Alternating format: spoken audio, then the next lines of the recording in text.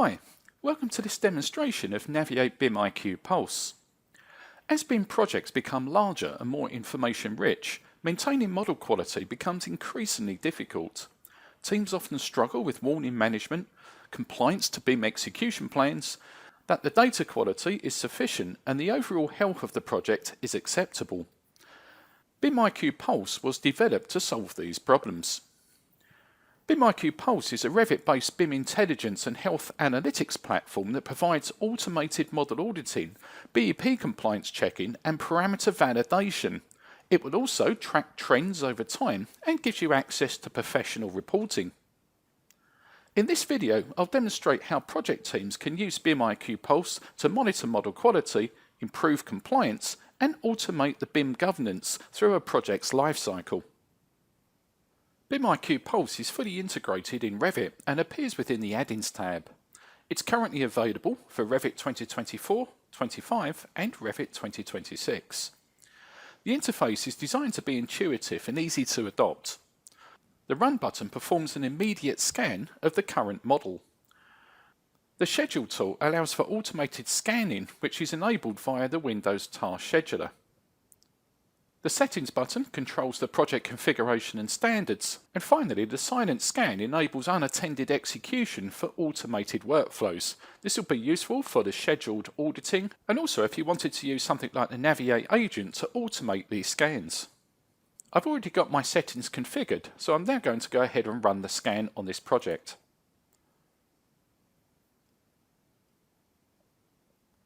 Looking into the BIMIQ Pulse scan results dialog, we can see that it's broken down into 4 tabs. We have the audit results, we have the conformance to BEP compliance over here, we also have the data quality tab, and finally the elements by category tab. Let's begin by looking at the audit results. At the centre of BIMIQ Pulse is the BIMIQ score. The score ranges from 0 to 100% and provides an overall measure of the model's health. The score is calculated using a weighted assessment of more than 13 audit categories, including things like warnings, the families, views, work sets, the parameter quality and compliance requirements.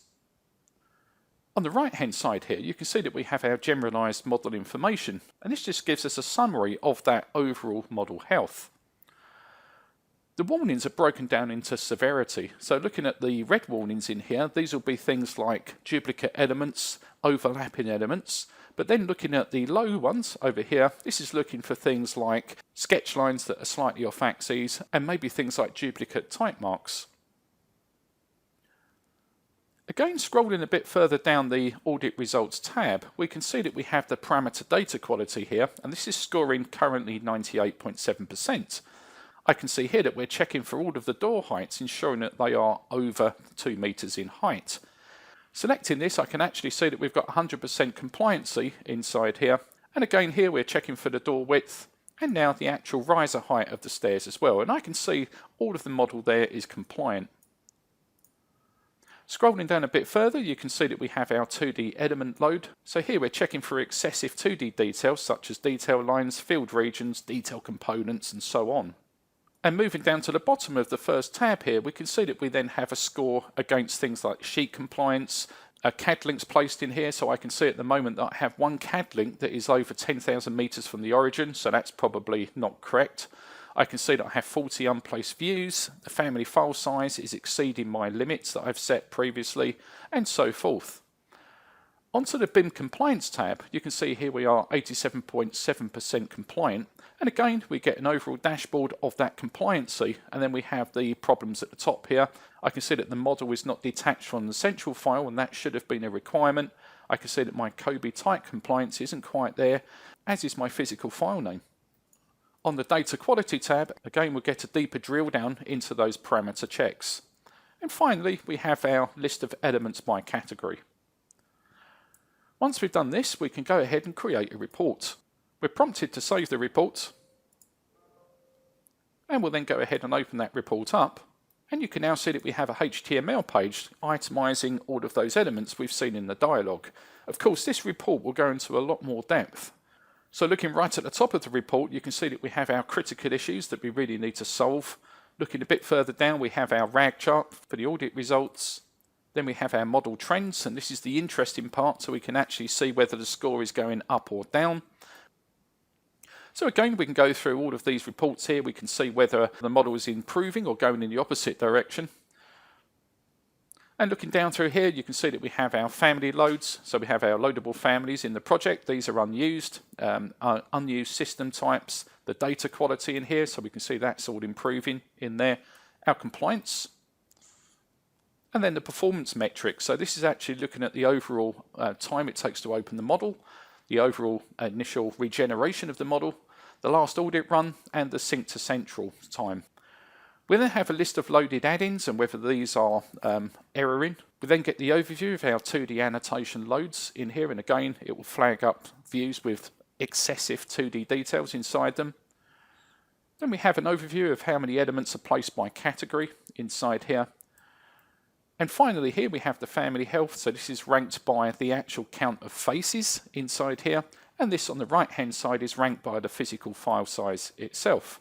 Then we have elements that we can purge inside here. Finally, at the bottom, we have our unused materials.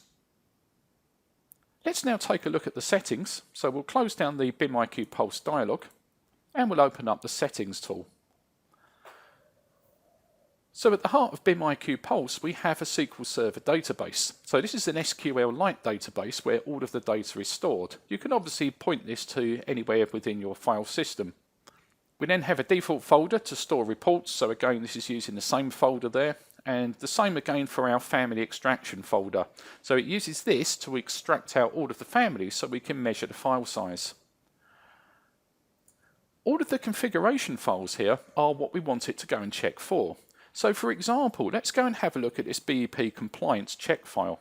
So I'm going to go and browse into the system here. Currently, you can see that we ship this with a lot of samples, but you can obviously create your own and create a library of these. So I'm going to go ahead and open up the Revit Stage 4. And looking in here, you can see how the check is actually operated. So we can see here that the expected version is Revit 2026. This is the file limit. We can see that we can put in level names if we want to, and expected grid names. You can see I've left those empty at the moment, but you could put those in. It's checking for the discipline codes and whether they conform to what's in the brackets here. And also here you can see that we're checking for the ISO 19650 naming convention. Now of course we do have local annexes, and this is supported using regex, so we can obviously build up whatever pattern we want to check against in here. So we'll look at our architectural dimensional parameter file. So this is quite interesting. This will allow us to obviously check that the elements placed in the model conform to local standards. So looking at this one here, you can see that we're checking that the door heights are greater than 2000 millimeters. The category is obviously just doors here. This is a requirement, and I'm looking for 99% compliance on that. And the weighting of this is quite important, so that's set to 3. Looking a bit further down, you can see we've got a very similar thing here for the door width. And right at the bottom here, we're actually checking that the risers are between 170 and 190 millimeters. And again, you can add as many different checks into this JSON config file as required. Let's also take a look at some of the parameter configs as well. You can see this one's relating to Kobe. So what we're looking for here is a parameter called Kobe.type.category. We're checking all categories in here. It is a requirement. The compliance is 70% inside here. And the validation pattern is uniclass, okay? And this is hard coded into our system, and you can see that it will be checking that the validation of this is matching uniclass. You can see in here we've got the same thing for the type description. In here, the space, uniclass classification, a fire rating, and again here we're looking for that validation pattern once again. Finally, down the bottom of the settings dialog, we have our basic scan configurations. So you can see in the interface here, we can actually check for in-place families and where we're going to warn and where we're going to fail the model. And a similar thing here for unplaced views, total elements, and so forth. Let's now look at the scheduler.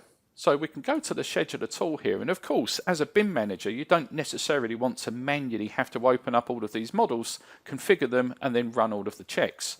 So the idea here is we can actually set up these job names, and the job names will have a Revit project applied to it, the version of Revit that we're actually going to launch, and when we want to actually run the task. So if I edit one of these that are already created inside here, we can see that this one's called Project X. This is the Revit project location. We can see the version of Revit that we're checking inside. This is the link to the database where it will store the information and the snapshot. And then you can see here we have our various different configuration files that we've just explained. So we've got the audit rules, the BEP compliance, and the parameter data quality. In this example here, you can see that this is running every Friday on a weekly basis. The job is enabled, and you can see this will execute at 5:30 in the evening. The idea with this is you just need to leave your machine on, and do make sure that all of the add-ins other than BIMIQ Pulse are disabled while these checks are running. They can of course create pop-up dialog boxes that would stop the check happening. Let's now take a look at how AI can assist us producing a report. So in this example here, you can see that we can export a report which will create that HTML file, or we can export the JSON data. So this is the raw data that we can output here. It can be done as a JSON or a CSV. If it's done as a JSON file, this is configured to be utilized by products such as Microsoft Copilot or ChatGPT. So I'm going to output one of these check files in here, and we'll save the JSON file. In this example, I'll demonstrate this using Copilot. So inside the JSON, we have a prompt already built in to provide us with a report. So I'm just going to go and add the file into Copilot. And here we can see our BIMIQ report that we've just created, and we'll open that. And in here, there's no need to actually prompt this. I just need to provide the JSON file, and then we'll go ahead here, and you'll see that Copilot will review the data and produce the report. So looking down through here, you can see that we get a textual version with an executive summary, all of the key metrics that is pulled out of the model, the key findings, and so forth. And of course, we can provide a template for this in Word or any other format we want, so that this is then presented in a Word document to match our company standards. So to learn more about how the JSON files can be configured, you can go into our manual here, and inside the manual you'll see that we have step-by-step examples of looking at the BEP config, some validation patterns that you can use to get started, and then we can see some actual patterns and how they work in itself. So you can see here we have a pattern, the matches and the fails, etc. So you can actually then go and build up all your own data checks within those JSON files. Okay, thanks for watching.